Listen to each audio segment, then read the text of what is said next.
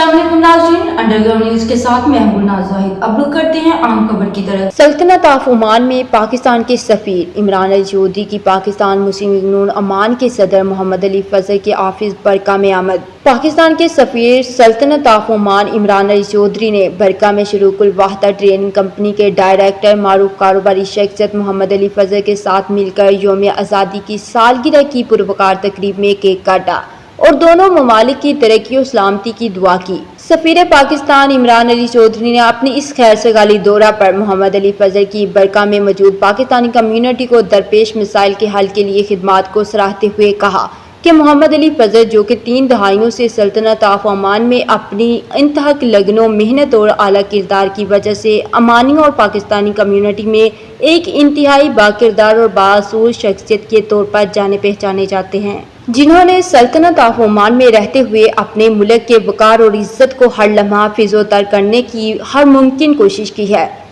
आखिर में सदर पाकिस्तान मुस्लिम लीग नून सल्तनत ऑफ ओमान मोहम्मद अली फजल ने सफीर पाकिस्तान अली चौधरी की खिदमात को खराज तहसीन पेश करते हुए कहा कि इमरान अली चौधरी को हकीकत में अपनी पेशावराना जिम्मेदारियों को बखूबी सर अंजाम देने की खूबी और सलाहियत परवरदिगार कायनात से ही तफवीज़ हुई है। पाकिस्तानी कम्युनिटी उन्हें खराज तहसीन पेश करती है और आइंदा भी यकीन रखते हैं कि ये पाकिस्तानी और मुल्क पाकिस्तान की इज्जत व वकार में इजाफा का बायस बनेंगे। पाकिस्तानी कम्युनिटी उन्हें खराज तहसीन पेश करती है और आइंदा भी यकीन रखती है कि ये पाकिस्तानी कम्युनिटी और मुल्क पाकिस्तान की इज्जत व वकार में इजाफे का बायस रहेंगे। खबरें के लिए देखते रहिए अंडरग्राउंड न्यूज।